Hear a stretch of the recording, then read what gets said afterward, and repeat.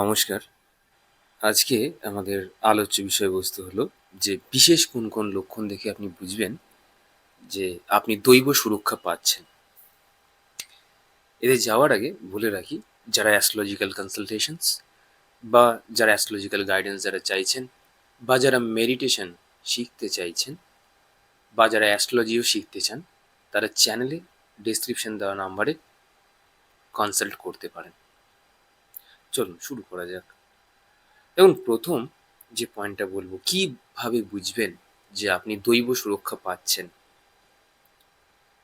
যেটা সবচেয়ে বারবার দেখেছি, যে কোনো বিপদ, যে বিপদটা মানে আপনার কাছে এসেও আর আসলো না, আর ছুলো না আপনাকে, এমন বিপদ আপনি কল্পনাও করতে পারবেন না, যে বিপদটা হলে হয়তো আপনি সর্বস্ব হারাতেন। এমন অনেক বিপদ আছে। আপনার এরকম সময় মনে হতে পারে, বিপদ আসার সময়, যে এইবার বোধহয় গেল, এইবার বোধহয় সব শেষ হলো। কিন্তু এক অদৃশ্য শক্তি আপনাকে যখন আপনার হাতটা ধরে সেখান থেকে টেনে বার করে, তখন এইটুকু বুঝবেন, আপনার অন্তরাত্মাও কিন্তু একসময় বুঝেছিল যে আপনি কিন্তু আর রক্ষে পাবেন না। এইবার এইবার কিন্তু আপনি আর রক্ষা পাবেন না। কিন্তু তাও কোনো একটা অদৃশ্য কোনো শক্তি আপনার হাতটা টেনে আপনাকে বার করলো। এটা একটা দৈব সুরক্ষা।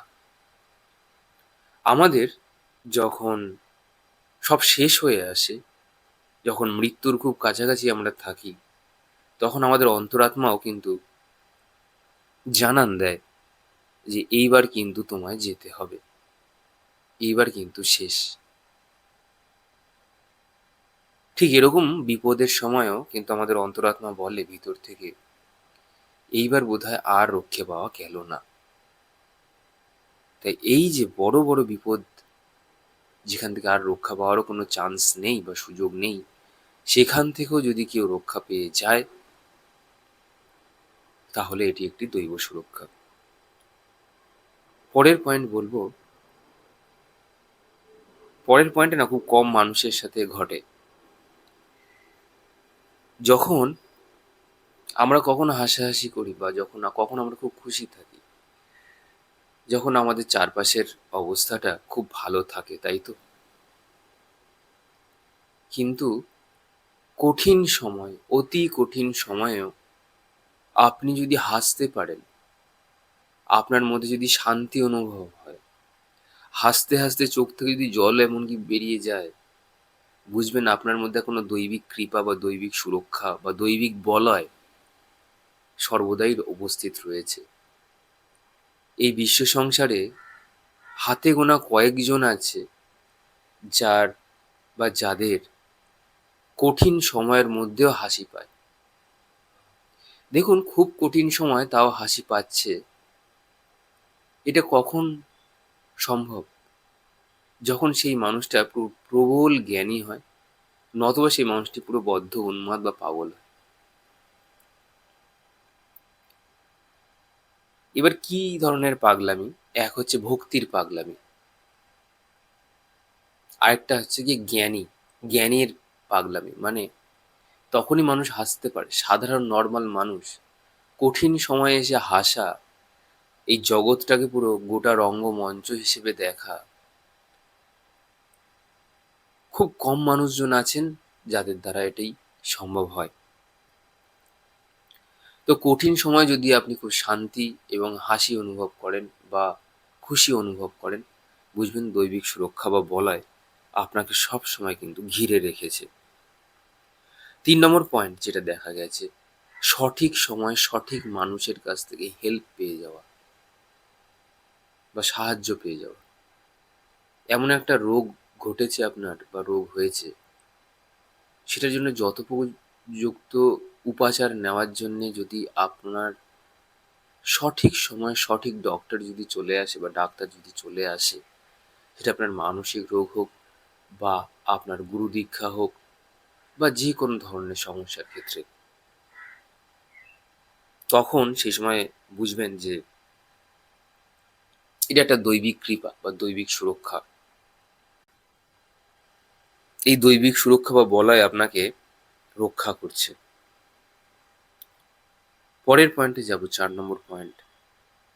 যখন আমাদের ইনটিউশন, অর্থাৎ যেটাকে বাংলায় বলে অন্তরের সতর্ক বার্তা,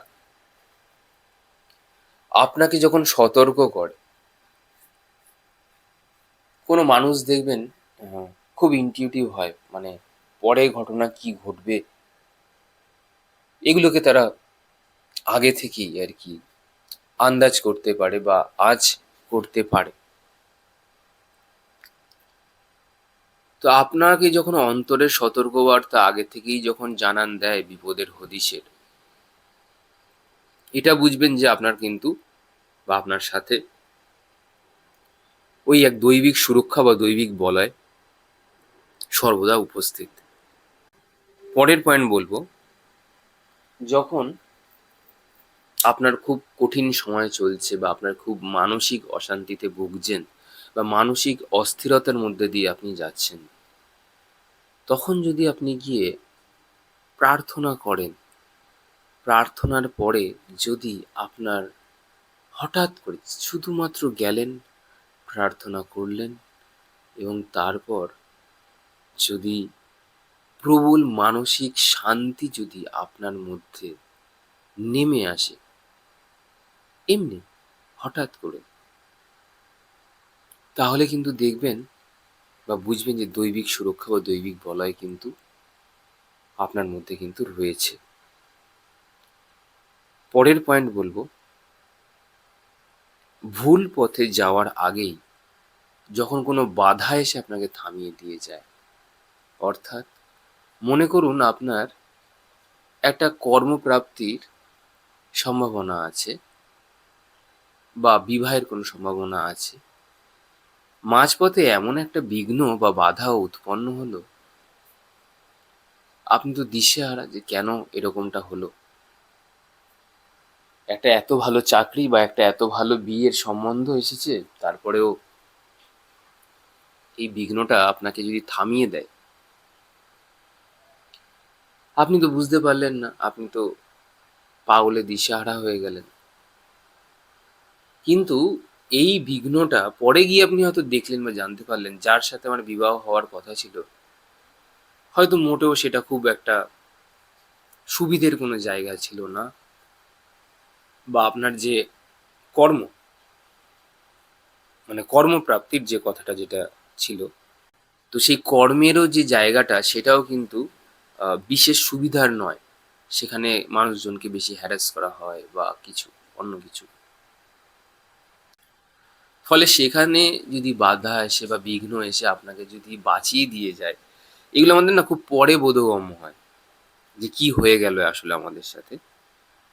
প্রথমে আমরা তো দোষারোপ করতে থাকি আমাদের নিজেদের ভাগ্যকে। তো এটাও কিন্তু একটা দৈবিক সুরক্ষা বা দৈবিক বলয়। পরের পয়েন্টে যাব, স্বপ্নে যদি আপনি দৈবিক গুরু বা আপনার কোনো ভগবানকে যদি দেখেন, যে কোনো ভগবানকে বা কোনো আলোকময় দেবতাকে যদি কোনো দেখেন আপনি, তখনও কিন্তু বুঝবেন যে আপনার মধ্যে কিন্তু দৈবিক সুরক্ষা বা বলয় রয়েছে। কারণ আপনার মধ্যে যদি নেগেটিভ শক্তি থাকতো তাহলে দেবতারা আসতেন না। আপনার মধ্যে এমন কিছু ভালো কিছু রয়েছে বা পজিটিভ কিছু রয়েছে, যার ফলে দেবতারাও এসে আপনাকে দেখে যাচ্ছে বা আপনার সাথে কমিউনিকেট করতে চাইছে। পরের পয়েন্টে আমরা যাব, আপনার সাথে যদি বারবার কোনো অলৌকিক ঘটনা বা কাকতালীয় কোনো ঘটনা যদি ঘটতে থাকে, তাহলেও সেটা কিন্তু দৈবিক সুরক্ষার মধ্যে পড়ে।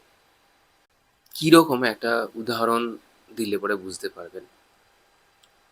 সাপোজ ধরুন আপনার কোনো এমন একটা কাজ আছে যেটা হলে পরে হয়তো আপনার ভালো হয়, কিন্তু হচ্ছে না, অনেক দিন ধরেই হচ্ছে না। তো আপনি গেছেন, আপনি আনএক্সপেক্টেডলি, মানে আপনি আশাও করেননি যে কাজটা একবারে হয়ে যাবে আপনার, জাস্ট একবারে। যে কাজটা করতে মানুষের হয়তো বহুদিন সময় লাগে, প্রচুর বার যেতে হয়, আপনার একবারে হয়ে গেল কাজটা। জাস্ট একবার। তাহলেও বুঝবেন কিন্তু এইরকম সময় দৈবিক কৃপা বা দৈবিক সুরক্ষার বলয় কিন্তু রয়েছে আপনার সাথে। পরের পয়েন্ট বলবো, ভয় ধীরে ধীরে কমে যায়। অকারণে যদি যে ভয়গুলো থাকে সেগুলো ধীরে ধীরে ধীরে ধীরে আস্তে আস্তে যদি কমে যায়, তাহলে আপনি বুঝবেন যে আপনার সাথে দৈবিক সুরক্ষা বা দৈবিক বলয় রয়েছে। পরের পয়েন্টে যাব যে অন্যায় কোনো কাজ বা অসৎ কোনো কাজ করার আগে আপনার মধ্যে অনীহা জন্মাবে। এগুলো আপনার করতে ইচ্ছা করে না, কোনো অসৎ কাজ, কোনো অন্যায় কাজ, এগুলো করার প্রতি না আপনার মধ্যে একটা ন্যাচারাল একটা অনীহা তৈরি হয়ে যাবে, ন্যাচারাল একটা অনীহা। তখনও আপনি বুঝবেন যে একটা দৈবিক সুরক্ষা বা দৈবিক বলয় কিন্তু আপনার মধ্যে বিদ্যমান। পরের পয়েন্টে যাব, সত্য এবং ন্যায়ের পথে চলার জন্য কিন্তু আপনার মন সবসময় যদি উদগ্রীব হয়ে থাকে, ধর্মের পথে চলার জন্যে আপনার মন যদি উদগ্রীব হয়ে থাকে, তাহলেও বুঝবেন যে একটা দৈবিক সুরক্ষা বা দৈবিক বলয় কিন্তু আপনার মধ্যে আছে। পরের পয়েন্ট বলবো, বিপদের মুহূর্তে যদি সমাধানের পথ আপনি পেয়ে যান। এটাই একটু আগেও বলছিলাম যে আপনি একটা বিপদ, আপনার বিপদ আসন্ন, সেখান থেকে কেউ যদি আপনাকে হাত ধরে টেনে বার করে, মানে সেটা কোনো সংকেত দিয়ে হতে পারে বা এমন কোনো আইডিয়া আপনি পেলেন ইউনিভার্স থেকে, যে আইডিয়াটার অ্যাপ্লাই করার পরে আপনি সেখান থেকে বেরিয়ে এলেন, এভাবেও হয়। এভাবেও দৈবিক সুরক্ষা বা দৈবিক বলয় আপনাকে সবসময় প্রোটেকশনস দেয়। পরের পয়েন্ট বলবো, জপ ধ্যানের সময় যদি আপনি গভীর শান্তি অনুভব যদি করেন, তাহলেও কিন্তু বুঝবেন যে এক দৈবিক শক্তি বা দৈবিক বলয় কিন্তু আপনার মধ্যে কিন্তু রয়েছে। দৈবিক শক্তি এবং দৈবিক বলয়, এটা কিন্তু সবার মধ্যে থাকে না।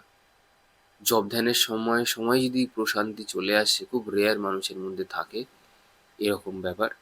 যদি থাকে তাহলে বুঝবেন যে আপনি সত্যি একজন লাকি, দৈবিক সুরক্ষা বা বলয় আপনার পাশে কিন্তু রয়েছে। পরের পয়েন্ট বলবো, আমরা যাব, আপনার জীবনে যদি বারবার নতুন সুযোগ চলে আসে, আপনাকে সুযোগ দেওয়া হয় বারবার করে, যে কোনো কাজের ক্ষেত্রে বা কর্মক্ষেত্রে, তাহলে আপনি বুঝবেন এক্ষেত্রেও তো আপনার একটা দৈবিক বলয় আপনার সাথে রয়েছে এবং দৈবিক সুরক্ষা কিন্তু আপনি পাচ্ছেন। কারণ বারবার সুযোগ কিন্তু সবাই পায় না। আপনি যদি পেয়ে যান তাহলে ভাববেন যে সত্যি আপনার সময় ভালো চলছে, নতুবা ঈশ্বর আপনার পাশে রয়েছে বা দৈবিক কোনো guidance, divine help, divine protections আপনি পাচ্ছেন। এবার আমরা পরের পয়েন্ট হলো যে ক্ষমা করার মানসিকতা যদি আপনার মধ্যে বৃদ্ধি পায়, ক্ষমা, করুণা, দয়া, এই ভাবগুলো যদি আপনার মধ্যে যদি জাগ্রত হয়, তাহলেও বুঝবেন যে আপনার মধ্যে কিন্তু দৈবিক সুরক্ষা কিন্তু বর্তমান বা বিদ্যমান। দৈবিক সুরক্ষা আপনাকে রক্ষা করছে। পরের পয়েন্ট বলবো, অহংকার কিভাবে ট্রান্সফর্ম হয়ে বা পরিবর্তন হয়ে বিনয়তার রূপ নেয়। মানে অহংকার আর বিনয় না পুরো অ্যান্টি ইচ আদার।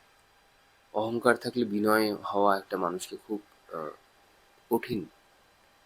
তো যদি কোনো সময় এটা ট্রান্সফর্ম হয় বা পরিবর্তন হয়, তাহলেও বুঝবেন যে দৈবিক সুরক্ষা কিন্তু আপনার কাছে কিন্তু রয়েছে।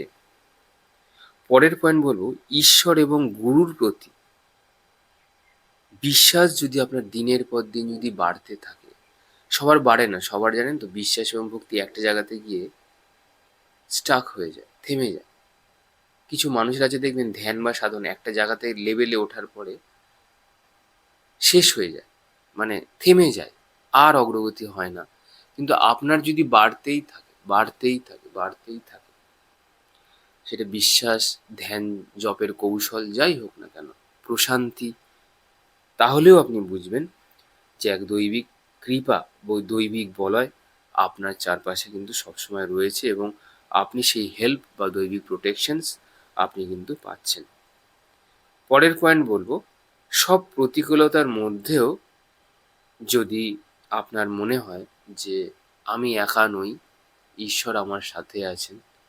এই জগৎ সংসার ওনারই তৈরি। উনিই সর্বময় সৃষ্টিকর্তা, শক্তিশালী। উনি আছেন আমার সাথে। আমার সুখও তার, আমার দুঃখও তার, আমার আশীর্বাদও তার, আমার অভিশাপও তার, আমার পাপও তার, আমার পুণ্যও তার, সব কিছু তার।